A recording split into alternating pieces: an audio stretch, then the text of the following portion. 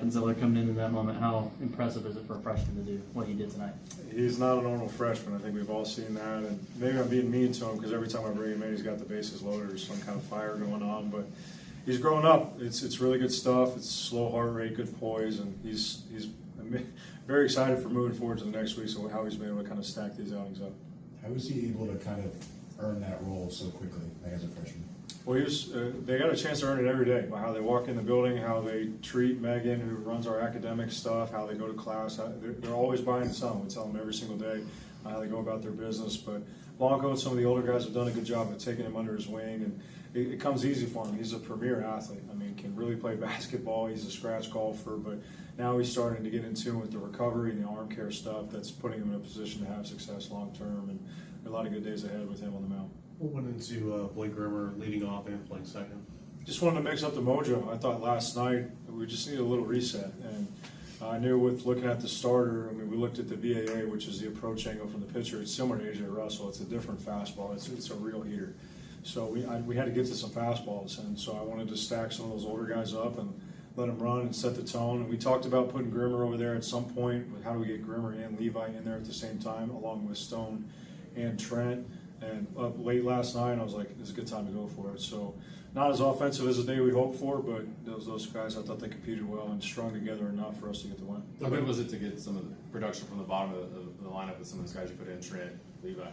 Well, Trent was great. I mean, again, he's hitting over 500, taking advantage of all the opportunities that he has, and just a great makeup kid. It's an easy guy to bet on. And, just staying on the ball in the 4-hole, not trying to do too much, gets the first run of the game and taking his walks and just quality.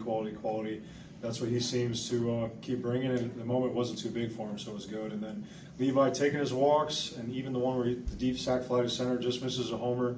The first swing, he's a little bit out of control. He's able to reset and then still get the job done in the middle of that bat. And the first one, too, doing a good job of getting on top of a real fastball. So put together some good ones right there, and it's good to see him. We need him to keep going because he needs to be a big piece for us. Seemed like the offense was good with their details tonight, whether it was two strikes approach or moving guys up. What did you like about your offense execution tonight? Thank you. That's a good note, right?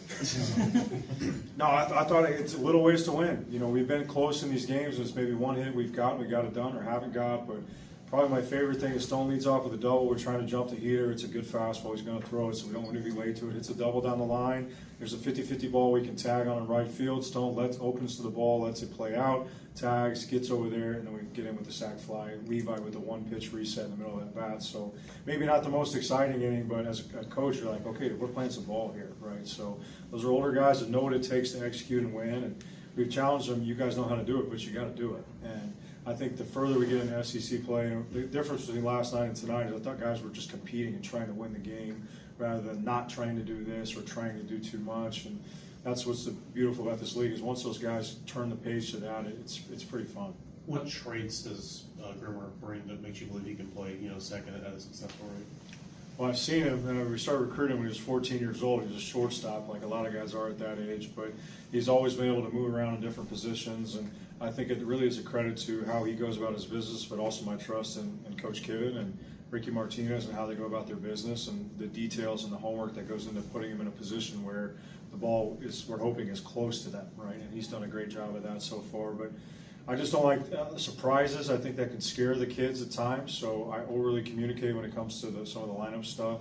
And I'm young and still learning. But I called Graham late last night. I was like, hey, I think it's time to do it after we talked about it. And he was like, I'm all for it. Let's get Levi in there too. So when you got a kid with makeup like that and a teammate like that, it gives you a little bit more confidence to take maybe that little bit of leap of faith. How would you assess Landon's outing, and what do you think has led to maybe some of the walks these past couple weeks? Yeah, that's the thing. I mean, Teagan too. Teagan's been firing strikes, and then Landon. Their stuff is dynamic. It's explosive. I mean, from any kind of scouting world, it's all their premium pitches. And Landon's is running a ton, where Teagan's is riding. So they made some adjustments to try to get him more in the zone. But the reality is, it's such high octane stuff. There's going to be swing and miss, and they're going to spray it a little bit at times. So we just want to make sure we're condensing the misses. Because, again, those lefties, they're really trying to just basically cover the outer third of the plate. That's what they're trying to do with those lefties. They're trying to get them. So we work with Ryan to get him underneath the baseball a little bit, be able to ride it versus those lefties and keep them off just cutting the plate in half and going from there. But it's real compete. I thought he handled, hey, just get ready to go, and then all of a sudden you hit the pause and reset.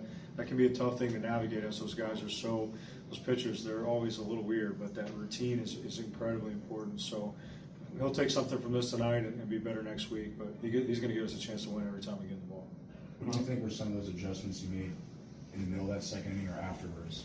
Well, sometimes talk about like adjustments or vert. Sometimes it's just me versus you. It's mano a mano, and he does a good job of like, hey, I'm going to put an end to this because they go 2 to 3 to 4 to 5. It's a mess. They're real quick. We probably don't go to Appy right away. It changes how we navigate the rest of the game. So I learned a long time ago from some great coaches that I've worked with here and other places. Like the game can be in the second, the third, the fourth, or whatever. That was a huge spot for him to leave it just at 2, and then our guys to punch back right after that was a really good sign.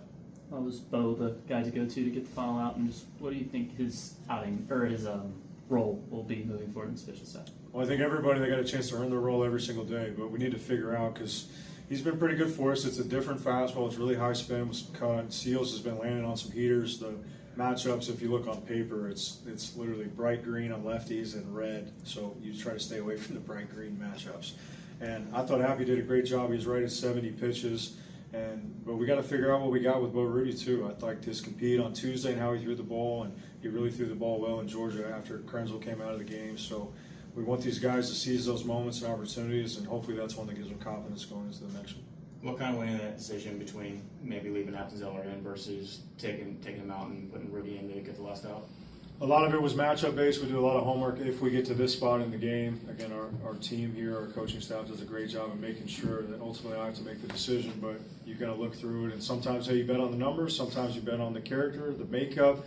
There's a lot of things that go into that, and I'm learning as we go there. But I thought Happy just did a great job, and at that point in the game, it was time to go to Rudy, and he got it done for us. So how are you kind of developing that feel of when do you bet on the guy versus when you bet on the numbers?